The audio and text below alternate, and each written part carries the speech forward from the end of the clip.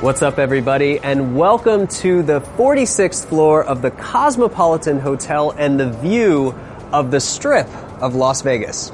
Researching different photo spots in Vegas, I stumbled upon this image and was blown away by the vantage point. Now, I've never been to Vegas, but I'm very familiar with some of the architecture, and this view offers the best of the different buildings, including the Paris Eiffel Tower, the Ferris wheel, and of course, the beautiful fountains below. Being on the 46th floor, this is also a really good opportunity to once again use the tilt-shift lens and specifically the shift function to be able to shift down just a little bit, control more area in the foreground, and of course keeping the vertical lines of the buildings perfectly straight. In addition to shooting with the Nikon D810 and the 19mm tilt shift, I'm also shooting with the Fujifilm GFX 50S and the 18mm equivalent lens. This one, instead of being able to shift down with this special lens, I've actually had to tilt it so my scene is a little bit distorted. Now, preferably, I think this lens is perfect for this scenario, but I also want to be able to get an image for Fujifilm to use in their marketing. So what we're going to do in post is we're going to take a look at the end result of both of these images. I'm going to use this one as is, and I'm going to correct the distortion in this camera with this raw file, and we're going to see how much destruction is actually done to the pixels as opposed to a perfect shift, which allows you to make no changes in the distortion in post. First, let's take a look at what I've captured on the Fujifilm here. So let me go ahead and shoot another frame and take a look at this. As I mentioned, it's angled down. It's also in 4:3, so I have a lot on the top and the bottom, and as you definitely notice, the angles of the buildings are distorted, so that will need to be adjusted in post-processing. Other than that, it includes all of the fountain and a little bit of the foreground in front of the fountain without going too low, because if I go too low, when I correct that distortion, everything's going to look like a rectangle or a pulled rectangle instead of a perfect square. Before I take a photo with the Nikon D810, I went ahead and I've switched on the video, and right now I have a perfectly level and even horizon. The shift is at clean 0, but in order to frame all of the fountain show and of course the pool for the fountains, I'm going to have to shift down quite a bit. And as I shift down, you can see that those vertical lines remain perfect. Now again, this is in 16:9, so this is about as far as I'm going to shift down, because once I switch this back to photo mode in 3:2, I'm going to get some of the top and of course the rest of the bottom of the image. Now that I've explained the camera setup and the orientation for the composition, let me quickly go over the settings. For the most part, the settings are mirrored. I'm shooting at f8 in aperture priority mode and the lowest ISO possible for each camera. This Nikon D810, I have it set to 64. The Fujifilm GFX, I have set to 100. I'm shooting 3 exposure brackets. I'm shooting a -2, a -1, and a 0. Right now, it's still light outside. The sun's about to set, but I'm already seeing some of the lights in the city. Now, I've never been to Vegas before, but I've been to plenty of international cities, and I can already tell there's so much advertising, so much going on out there, that these lights, once it gets a little bit darker and becomes the blue hour that I'm looking for, these lights are going to be extremely blown out. So I anticipate that I'm going to need an underexposed image in order to put those signs back in so they just don't end up looking like white, blotchy objects. I don't have a lot of time here in Vegas, so the main objective here is to capture a beautiful skyline shot at the blue hour and incorporate the fountain show. So right now, the lights are just starting to come on. I'm shooting a few exposures every few minutes just in case I start to use something. I anticipate that I may need to use some of the earlier frames for the lights themselves. Right now, we're getting a sunset. There are some interesting colors on the sky. Later on in post, if I feel that the sunset looks good, I might blend it into the blue hour. But for now, the blue hour is what I'm waiting for. Shooting 3 exposure brackets gives me the ability to put the lights together in the correct way, because I know once the blue hour starts and it gets a little darker outside, those lights are going to become very intense. So I'm going to maintain shooting the bracketed exposures all the way up until the point that I plan to capture the fountain show. Once the fountain show begins, I'm going to change the camera settings. I'm going to be shooting 1 single exposure with a quicker shutter speed in order to 1, freeze those fountains in place, and 2, capture a series of exposures to then composite every single one of the fountains in Photoshop so I have the complete show.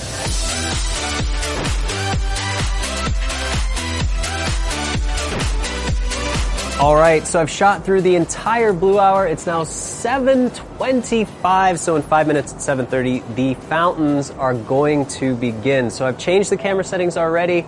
I'm mirroring the camera settings. I'm no longer shooting exposure brackets. I've changed f8 to f4. I've changed the low ISO up to ISO 400. So at 400 ISO, f8 single exposure, I'm getting around a 1/3 second exposure on both cameras. A 1/3 is still pretty slow, but I don't want to ramp the ISO too much. What I'm trying to do is freeze the fountains in place. If I were to shoot a native 15 or 20 second exposure, I may be able to get all of the fountains, but they're just going to be sort of wispy, misty things. What I want to retain is as much detail on the fountains as possible. So what I'm going to do is shoot a series of exposures, and I'm going to try to time it as the fountains shoot up, not when they're going side to side. What I want is all of the full articulation of the height of all of this. And there's a nice round shape, and then there's this arch that goes around it. So I'd like to freeze them all in motion using a series of exposures.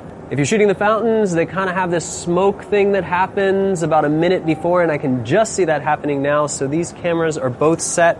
I have trigger release cables here, and as soon as it starts, any second now, I'm just going to manually shoot each of these exposures whenever I see the fountains in a good position. All right, lights are starting to come on. It's time to start capturing these fountains. Fountain show was pretty short, and I was able to shoot through the entire sequence. Well, that about wraps it up here. I think I have everything that I need. We're going to take all of these images into post-processing and put it back together.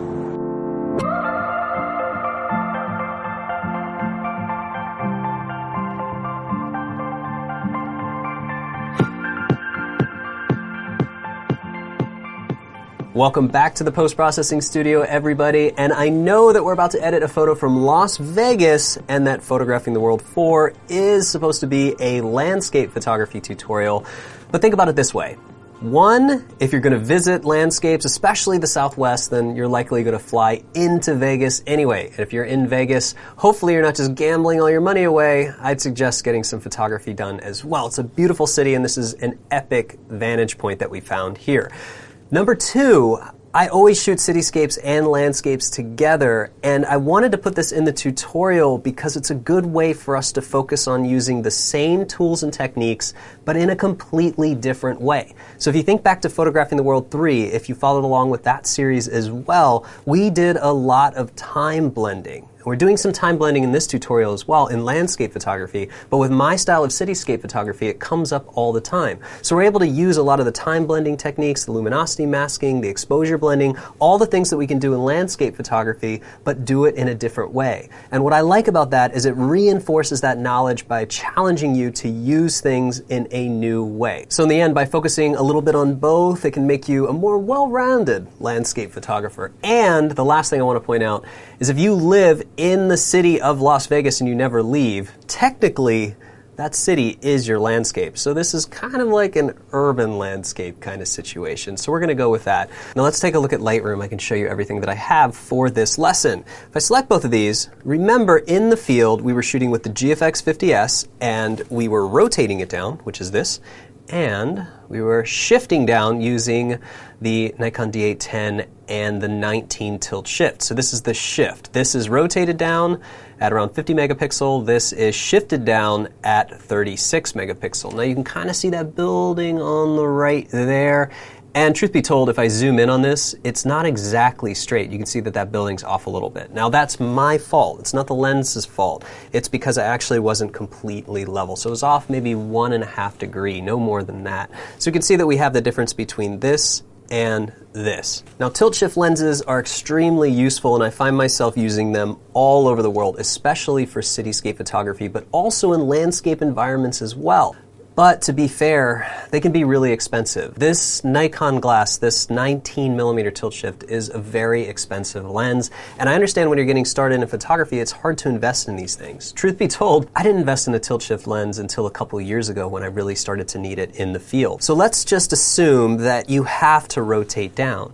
Well, to be fair, we didn't rotate down a lot here. You can see that the vertical lines are distorted here, so we're kind of distorting in, like we're looking down in perspective, but we can fix this too. So the easiest one to work on would be this, because we just have to adjust that one line right there, but for the most part, everything is already linear and straight. But let's do a little bit more. Now, I know a lot of you guys don't have a tilt shift lens, so what if you do rotate down and you need to fix it manually? Or if you do have a tilt shift lens, what if you kind of screw up in the field like I did and don't set the level correctly? Well, it's pretty easy inside of Lightroom. We can actually scroll down here, and let's go ahead and cover this all the way down to transform. Now, we could tell Lightroom to just do auto and see what happens, and it actually did a really good job, and surprisingly good job actually, but let's do it manually because it rarely does it perfectly each time.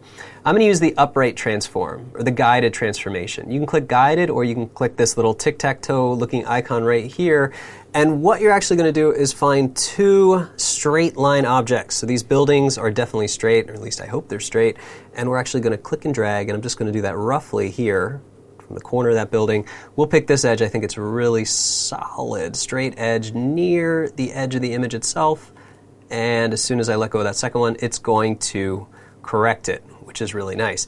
Now, I also, at this point, need to zoom in. I'll zoom in a little bit more, and I'm just going to go ahead and manually move this and adjust it so that it's perfect. I actually did a pretty good job zoomed out, but what I want to do is just make sure that that is exactly right. And the same way, we'll go ahead and pan over and do that here as well. So let me make sure I had the corner. I'm actually surprised how accurate I was zoomed out. That's pretty surprising actually. And we'll just go ahead and pick this corner. Beautiful. So now I can zoom back out, and I can click this button one more time. Now here's where it gets interesting. Because I basically pulled those corners out or distorted this image to have straight lines, I also ended up with more cropping than I intended to have. So you can see that this object, this building, is way too close to that edge. If I actually cycle over to this one at the 19mm tilt shift, you see that I've kept everything. But now with the GFX, even though I had a lot of that in frame before, now it's gone. So in this case, what I'm actually going to do is scale it back a little bit. And you can see as I scale it, we can see exactly how it transformed it inside of Lightroom. So I'm going to scale this until it's just showing me white where the sky is, right about there. What is that? 95 looks like 96. So we're going to scale that. And we're going to do something inside of Photoshop to adjust or just basically put the rest of the sky back in. But now if I cycle between here and here one more time, you can see it's fairly close to the same. Now I do need to point out that this is the GFX 50S by Fujifilm. It is a 4:3 aspect ratio. You can see how it's taller on the top and the bottom. This one's cropped 3:2. So compositionally a little bit different, but very similar. Now at this point I could choose either one. They're very similar, but the reason I want to use the GFX 50S over the Nikon D810 is, well, it's medium format and it's like 52 megapixels. So in this case, I want the higher resolution image instead. With the distortion corrected, let's scroll up here and get rid of the sharpening. No noise reduction, no sharpening. I'm going to go ahead and sync these settings across these two images. So I'm going to select them both. I'm going to right click, go to Develop Settings, Sync Settings. I can check none. We'll go ahead and find what we need. We have upright mode transform, we have sharpening, noise reduction, synchronize. It's going to take that data from the first one and copy it to these two. Now before I go any further, what I want to do is, this is basically straight out of camera. We're going to be using the Adobe Color default profile. I'm going to right click and export this into Photoshop. So it's going to export with previous. It's going to go to my temp folder. I'll go ahead and overwrite that. It's going to go to the temp folder, and it's going to open up as a PSD ProPhoto RGB 16-bit. And I can name this Original Raw. Let's head back into Lightroom here. This is the base image. We have to make some adjustments because this is basically a really nice sunset for Las Vegas, actually. I was expecting it to be typically crystal clear, so this is really lucky to have this sky. What I'm going to do is use this as a base.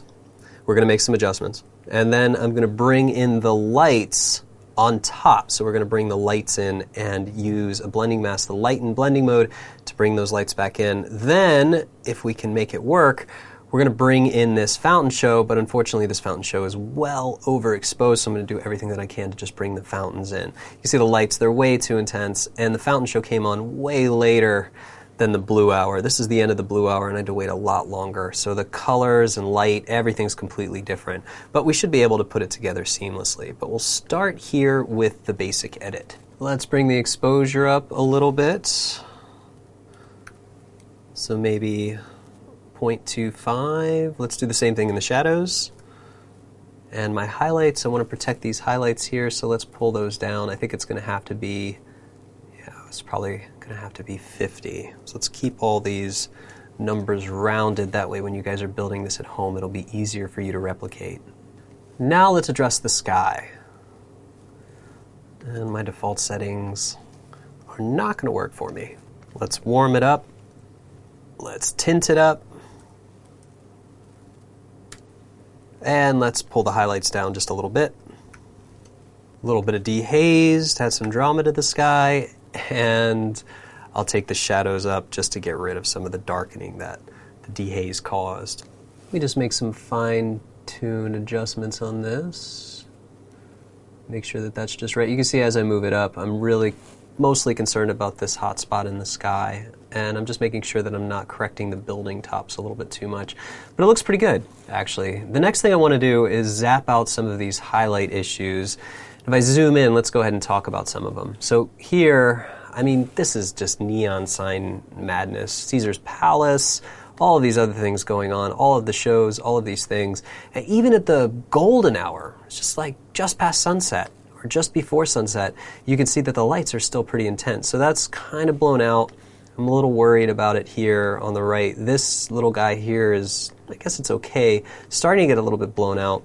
But all the way here to the right, I have this. So Heart of Vegas showing the slot machines. We're going to have to adjust it, and I'm going to adjust it before it becomes a problem. So let's just go ahead and select it with an elliptical selection. We'll rotate that in. Just kind of scale it. Only needs to be in this area. Now obviously that's got the color correction already on it. But let's go ahead and pull the highlights down.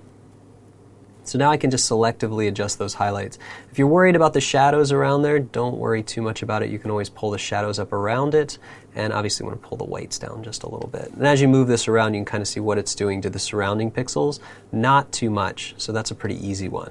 So I'll also go and we'll pan over here and we'll figure out Paris sign looks good. Eiffel Tower looks good. Most of this looks really good, actually. It's just this one's definitely looking a little messed up. So we'll go ahead and pin this vertically, scale it back, reset it. Let's see if we can just do the whites. Yeah, we can pull the whites, pull up the shadows just a little bit, pull the highlights back just a little bit. And it's pretty quick. And again, these don't have to be perfect, but if I did something like 25, 50, and 50 here, then that would probably be fine in the corresponding pixels. So really, with this type of photography, just using these simple masks inside of Lightroom can be much quicker. Now, unfortunately, some things, like this back here, there's no coming back from that. You cannot get an exposure that's going to be right for that. And at this point, it might be easier just to paint it out later rather than trying to deal with the specular highlight problem. And we'll just go ahead and pan around, and it looks pretty good. So it's going to be your job when you're doing these kind of cityscapes, especially bright cityscapes, to go in, seek out, and destroy any potential problems before you go to Photoshop. We'll take this, export it to Photoshop, export with previous. Use unique names and select all, Command A, copy, close, and paste. We'll call this adjusted raw. Perfect. Okay, so number one issue here, well, there's a few issues, but number one issue is this problem in the sky. So here's a really quick way to fix it. In fact, there are a few ways. One, you can actually just use the content aware on the heel brush here, and you can see if it figures it out. And in this case, it does a really good job, so we can just go ahead and do that. This is really simple for Photoshop to figure out the sky.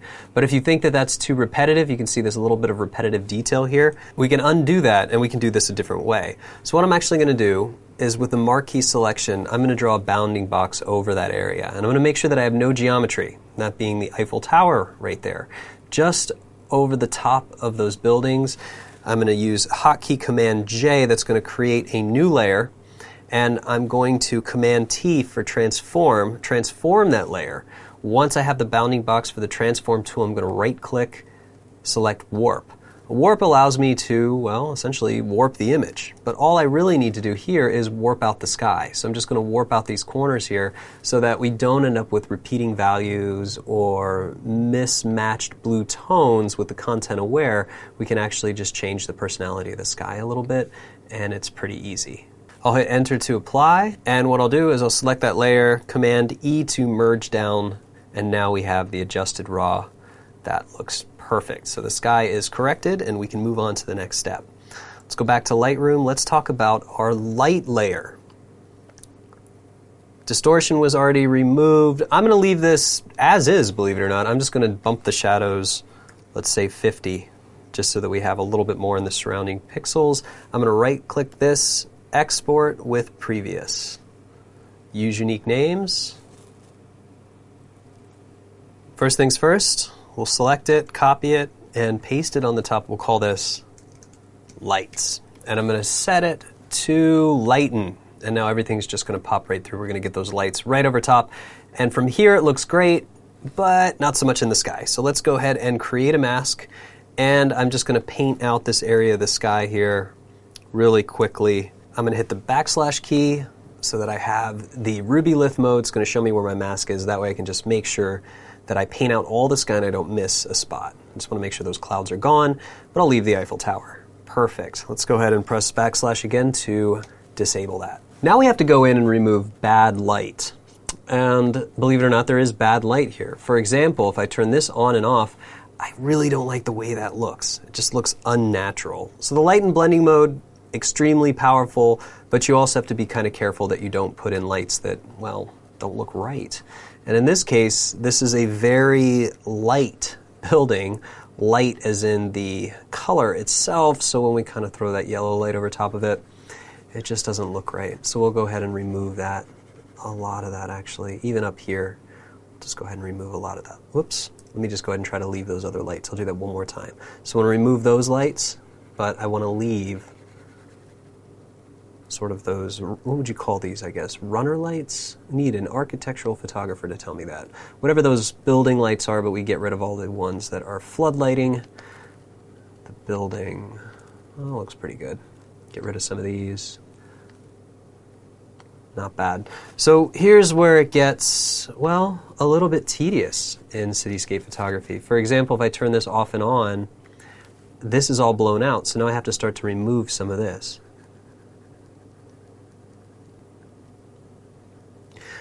The trick to this is really turning this off and on and off and on to find out what's distracting or what's too much.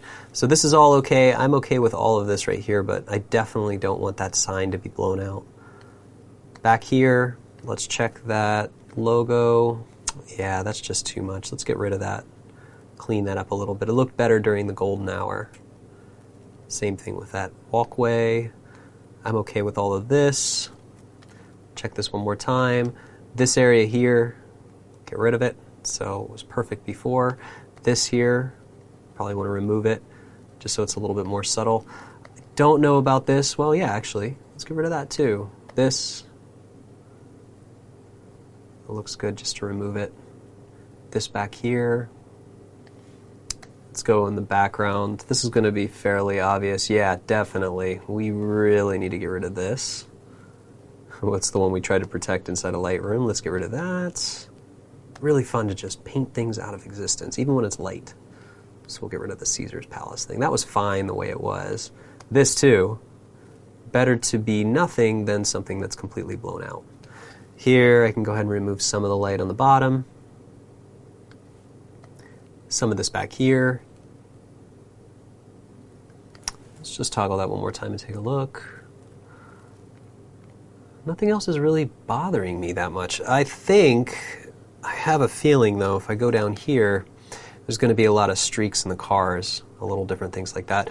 This is probably okay to be honest, but I'm going to zap it out. So let's just zap all that out. Get rid of it now. Because I don't like ghosted cars. I like car trails, light trails, or streaky cars, not ghosted cars. I think that's a little funny. Let's remove some of this, some of these extra lights here. We'll zoom in a little bit. Double check our work. Get rid of that. Get rid of these. And actually, this looks good. This looks good. I'm okay with that. Here's one right here. Let's get rid of that. Not bad. Gordon Ramsay. Actually, we're looking pretty good. This area here, let's see. What did that look like before and after? Yeah, we have to get rid of this. Let's get rid of that as well. Urban Outfitters. There are logos everywhere in this image. What about that? Let's see. Yep, let's get rid of that. Bring that back down. There's a lot of little cleanup work in something like this. We also have to decide if the Eiffel Tower is too blown out now. And I think that we can kind of use a softer brush, paint some of those little guys out, just like that. Go all the way up the top here and see what we can do. Sort of remove some of that. Not all of it, just a little bit. 10% flow, removing just the parts that we can identify. Let's get rid of that heart. Oh, it's still there. All right, so we made the heart on a red background. How about this stuff back here? Good. So I could spend a lot more time here, but I think you guys get the idea of how this is working. Let's head back to Lightroom. So we have this, we've done this, and now we have to figure out these fountains. First of all, it's way too warm. Let's bring that down just a little bit, maybe 4200. Let's change this to 10 to make it even. And let's see what happens when we pull the highlights down. Nothing good. That doesn't look good at all. So maybe negative 50. It's a little bit better. That's not bad. And now let's get this one into Photoshop as well. Export with previous. Use unique names. Select all, copy, and we'll paste it on top. We'll call this fountains. All right, so we have this and this. Now that is a crazy amount of light. Thankfully, we are only concerned with this area right here. So let's first change it to the light and blending mode. And you can see that that doesn't help sometimes to bring in late lights. It's too much. It's way too much back here. In fact, this is fair because you can still see, you could see all of this light with this amount of ambience in the sky, but this is pushing it a little bit too far in my opinion. So let's create a mask for this. I'm going to option click, create new mask, and I'm just going to paint this in.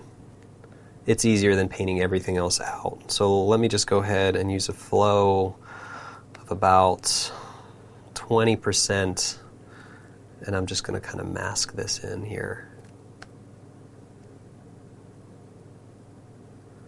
All around this area. Make sure I get the tips of the fountains there. On all of the fountains, a little bit around the edges. I want to make sure that I don't miss anything. And if I hit the backslash key, you can see what I have there. That's really close. Let's pull some more of that in there. And more of this around the bottom. All right, let's take a look at how this fits. It's getting there. The first thing is it's too saturated. So let me create a hue saturation layer and we'll link it. Option click to link it to the fountains. And you know what? Let's just take the saturation down 30%.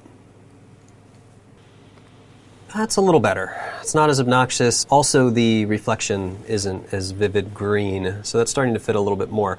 Now, what's throwing me off is it's really bright. There's nothing else bright around it, so it's causing an offset. So let's try this. Let's actually create a curves layer. Let's brighten everything else around the fountains. So I'm just going to go right underneath the fountains here, and I'm going to brighten everything underneath it. So let's see, until it fits.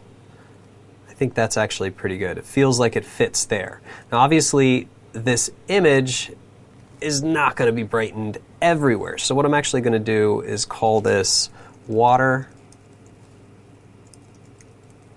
bright. And while I'm at it, I'll go ahead and name this DSAT saturate.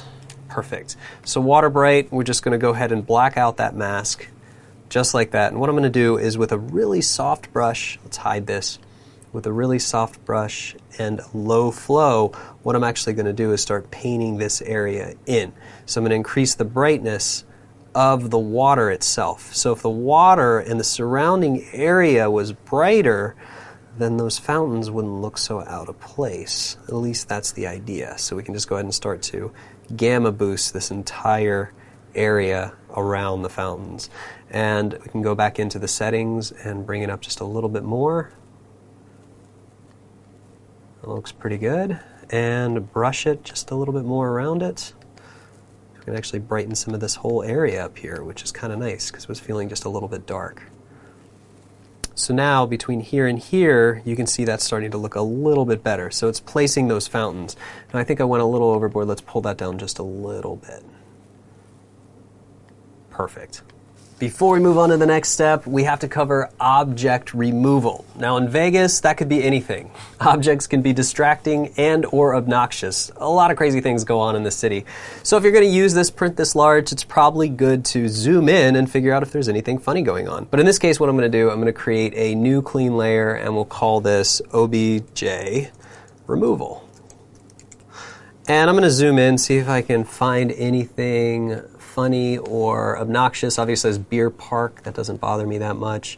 There's a sign here that says for girls call something, but it's blurred out, so I'm not too worried about that. But I really need to search, see if there's anything truly obnoxious here, and it doesn't get more obnoxious than that. So I'm going to do this with the clone stamp, and I'm going to zoom in a little bit further. Let's go ahead and zoom in a little bit further.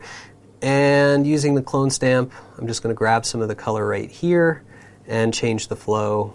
And we'll just kind of get rid of this really annoying object right here. Now it's actually just color, so I can probably just grab the paintbrush tool. And with the brush tool, I can option click here, and I can actually make this much smaller brush. And I could probably just paint that color right back in there. So we'll just go ahead and paint this and remove this. I don't know why, but I've never felt this good removing an object before. Usually it's tedious, but this is incredibly gratifying. A little bit more. Yeah, that's a feel-good move right there. Perfect. So before and after. Obnoxious element removed, all distractions gone. Now it's time to zoom back, Shift, Option, Command, E, it's a finger exercise. We're going to call this ACRF for Adobe Camera Raw Filter, and we're going to make our global adjustments using the Camera Raw filter. Let's tweak the shadows a little bit, brighten it up overall, definitely down here. Also the whites, let's pull the whites up a little bit. That looks pretty good. And in contrast, pull the highlights down globally. That looks pretty good. Let's add a little bit of dehaze. And I think that's okay. Let's go ahead and apply it. Before and after here, I don't like what it did to the fountains. I like the rest of the image. It sort of brought all those color values in. If I zoom in a little bit more, you can see we get a lot of those colors back and a little bit more pop to the image. But since I don't like how it's kind of ghosting this element, I'm just going to create a mask, and with the brush tool, we'll increase the size of that. I'm just going to go ahead and paint this area out. So I don't need to manipulate any of these fountains here. So we'll leave that as is.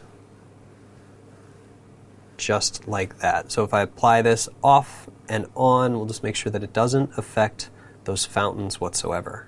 What I want to do now that we've done most of the color adjustments and the blending, I want to add some global contrast, some dynamic contrast. We're going to do that by creating a mid-tones mask. So I'm going to go to Channels, and I'll do this really quick. I'm going to select RGB by command clicking, and what I'm going to do is create a new mask. That's going to be Highlights. Say Highlights 1.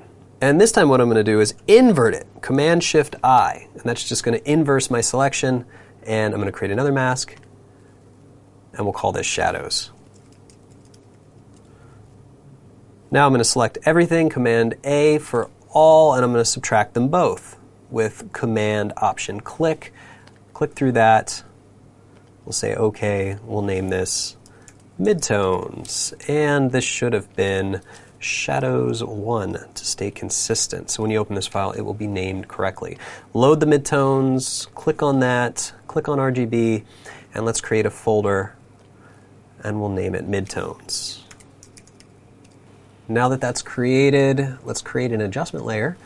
For curves, let's do a gamma shift, and that's just basically by bringing this value up. When you bring the center of the curve up, it's called a gamma boost, but it's only going to be inside the midtones. And what I'm really concerned about here is the global part of the image. So if I just do this a little bit, it looks pretty good. I may not want to bring up the gamma from the sky, so what I can actually do then is with the gradient tool selected, I can actually mask this so it's only affecting the bottom part of the image and just into the sky, just like that.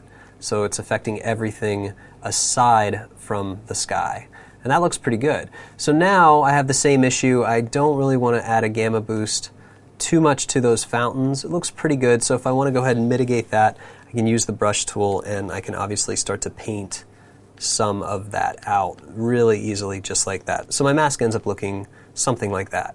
Now let's address the sky. We'll use curves again. And this time, instead of a global gamma, what I actually want to do is contrast. So I'm going to bring up this area, and then I'm going to pull this down a little bit to create some dynamic contrast in that sky. Just like that, and a little bit of darkness. Now I don't want it to apply to the entire image, so just like last time, G4 gradient tool, I'm going to start with white to black, just like this. So now we're going to have contrast in the sky. So we'll call this sky contrast. And we'll call this one FG for foreground gamma boost. The last thing I want to cover in this lesson is sharpening using a high pass filter, because cityscapes are the perfect time to use this method of sharpening. It's going to require you to create a new layer of everything. In this case, everything above my color corrections is fine as well. Go up to Filter, Other, High Pass. High pass filter is really interesting. It works similarly to the way we've been doing a dodge and burn, it's just that it's finding edges. So it puts little highlights and shadows around the edges of all the objects that it finds. Everything else is 50% gray, and you can change the radius. Turn it too high, it looks like a horrible HDR image, but if you find somewhere between 3 and 5 pixels, usually works really well. Once I say OK, the trick is to change the blending mode to overlay. And as I zoom in here, if I really start to zoom in on some of these details, over here for example, and I turn this off and then on again, notice these lines back here in the building. Look how sharp that becomes. All of these lines in cityscapes, they all start to look great. Almost like everything was blurry before you applied the filter. And even down here, you can start to see all those edges, all those little details coming to life. Now, it's also important to point out that when you do this, you add noise to the sky. So you do not want to add noise to the sky. So what we're going to do, it's really easy. We're first going to name this high pass filter, and we'll just say 3 so we know. And I'm going to create a mask using the gradient tool. We're just going to paint it out the same way we did before. So we're just going to go ahead and say from here to the base of the sky will be fully sharp. Everything in the middle here will be a slow graduated filter towards the horizon, just like that. Well, I feel like this is a really solid image, and I'm happy that I decided to shoot Vegas instead of just going to see shows and having all the Vegas type fun. So let's start by examining what we started with. So we started here with the original RAW. After that, we adjusted it. We obviously corrected the sky. We bent those edges out. Then we added the lights. We added the fountains. We brightened everything else around it, and we desaturated a little bit so it fit. We also removed a very, very disruptive object from the background. And then we applied the camera raw filter to bring those colors in, did our mid-tone adjustments, and sharpened everything. So it turned into that. So in the beginning, we started here. In a few short minutes, we went from here to here. That wraps everything up for this lesson. I hope you guys enjoyed this island of cityscape editing in a tutorial full of landscapes. Next time I see you guys, we'll be back in the field.